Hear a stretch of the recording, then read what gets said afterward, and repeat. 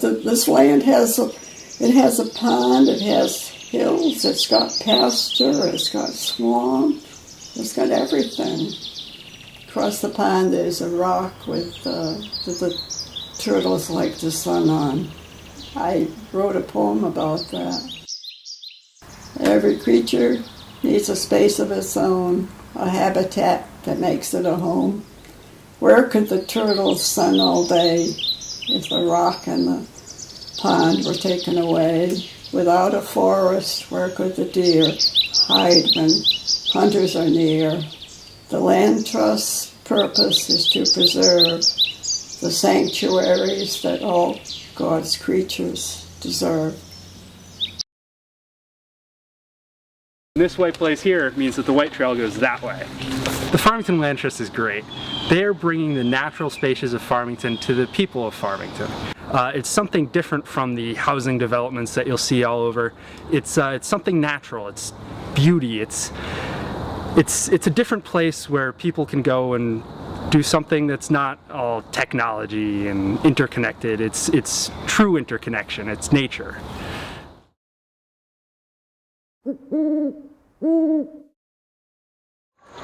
The Farmington Land Trust is a voluntary organization.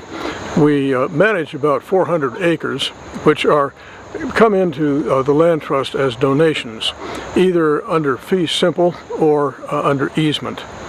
Once we have charge of that land, we make sure that we take care of it, we maintain it, and when it is threatened by encroachment, we defend it. For many years I've known some extraordinary people on the Land Trust board, particularly among our leadership, and also among the founders of the Land Trust. One of these, of course, was Jack Emery. Jack was my kind of scientist who loves to get his old clothes on, get out in the fields and really address environmental issues and bring them to the attention of his audience. Jack was inspiring. When we were kids, we were fortunate enough to be able to cut our own Christmas trees. We'd head out into a grove of spruce trees that my grandmother had planted years before. The trees were magnificent, and we'd wander about, usually through the snow, in search of the perfect tree. My dad insisted that whatever tree we cut had to be a tree that, by its removal, left the forest better off.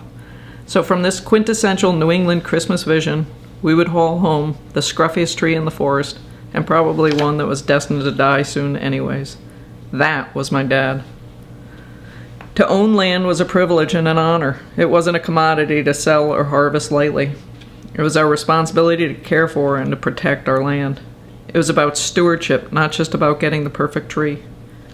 I think that sense of responsibility was what really drove him to help start the Farmington Land Trust and to work so hard on its behalf.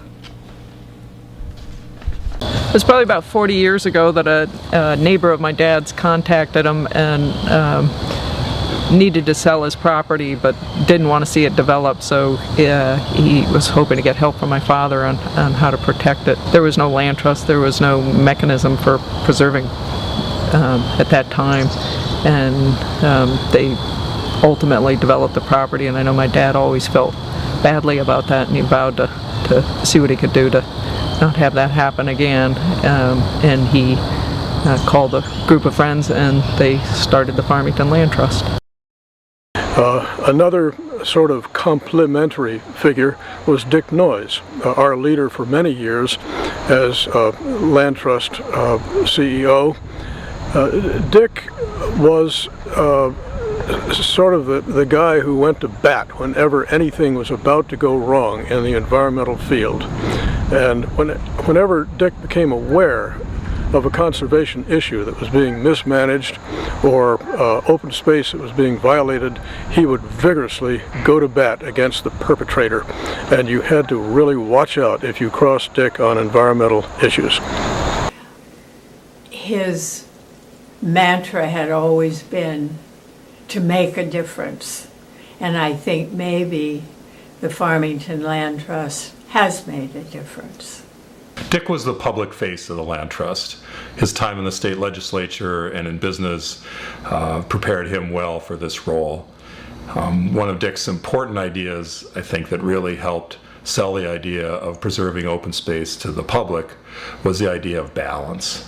He felt that, and promoted the idea that, balancing preservation of open space with development was an important idea, and I think he was right. In 1992, the Land Trust organized the Farmington's Future meetings. And being a future-oriented organization, we were interested in preserving open space in perpetuity, but we were also a group in town that thought a lot about the future. And so we wanted to get involvement from a lot of people in helping guide the town think about what its future would be. The Land Trust took the lead in promoting the town's acquisition of open space. One of the early properties we were involved in was the purchase by the town of the Farmington Reservoir. Another parcel that we actively promoted was acquisition of Suburban Park.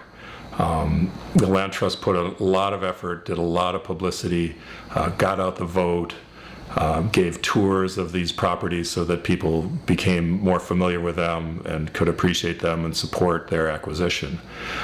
All of these measures were vigorously supported by the voters, sometimes at ratios of 8-to-1 for acquisition.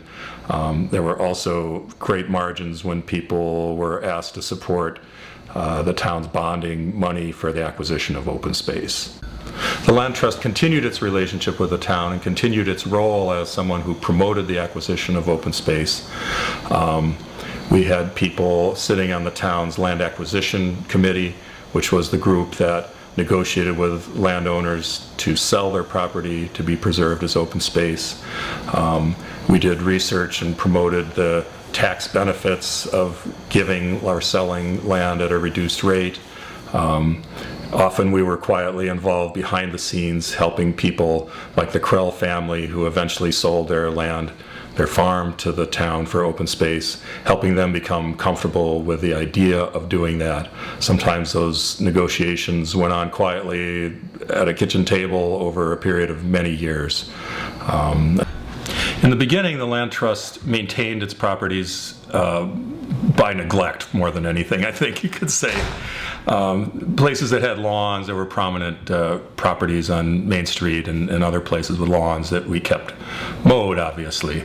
But there were other meadows that could have become good habitat, and we found that we wanted to develop habitat for wildlife. So we moved towards a program of doing that, and we got a lot of help from people who understood how to create habitat. A simple example is that native grasses grow in clumps, and so a bird can find spaces beneath the clumps to be safe from predation, as opposed to an open lawn where they're exposed from above. And so we created a plan of maintenance for all of our properties. We hired someone who could help us understand what the potential of those properties were, and we put a plan into place and began looking after the land in our charge in a different way. Well, our Land Trust has advocated and gone to bat to protect open space in many settings. The jewel in the crown of what we have done was our action after encroachment on the beautiful Carey pasture. That's a lovely sloping trap rock basin that slopes down to Mountain Spring Road, has wetlands on it, and goes on up into some forest edge and the trap rock ridge at the top. A neighbor built a house at the top of our land and on our land, and he cut something like 10 150-year-old trees on our land so that he would have a more open view. We took issue with this, and we went to bat. We worked through the State Attorney General's office, could not get help because the trees cut were not sufficiently valued to justify action. We worked with the town and helped stimulate them to get a more active pattern with regard to encroachments. That helped somewhat. We had the assistance of our legislators, Demetrius Generis locally and Roberta Willis as a state representative. We went to the CEQ, the Council on Environmental Quality, and Carl Wagoner, their leader, made our issue their poster child for the year. That helped boost the impetus for new legislation. I surveyed almost all of the 116 land trusts in Connecticut to see what encroachments they had had, and I found everything from building a house on the land to one lady who buried her husband on land trust land. So there was a lot out there that had simply not been investigated, and this made awfully good press. We took all this to the legislators, and they got interested and really got their wind up and got Public Act 89-06 passed. That Public Act imposes much more severe penalties for encroachments. It increases the said value of the trees that are cut. It imposes civil penalties. It imposes the costs of legal action on the perpetrator, and in general makes it undesirable for a developer to consider what this man did just part of the cost of doing business. Our leadership in this area, I truly believe, led to a national move in the direction of better legislative protection of open space. We celebrate how the Land Trust has fulfilled its mission of protecting open space and improving our environment. We're very much aware that what we are protecting and maintaining is not just habitat for little creatures. It's habitat for human beings who need chicken soup for the soul. They need some beauty in their environment. They need a connectedness to nature. They need to feel that we too are part of the great ecosystem that we hope will survive.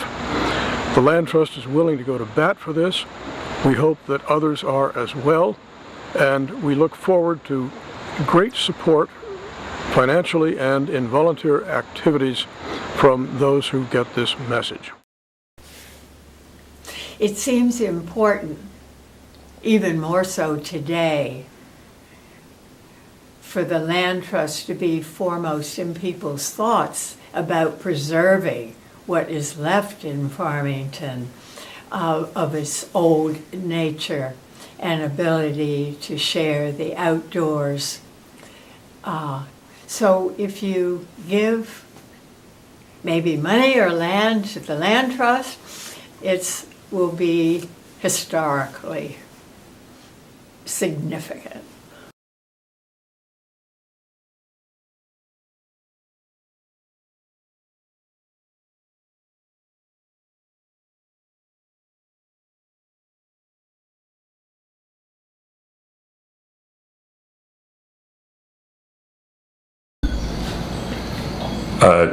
Cut.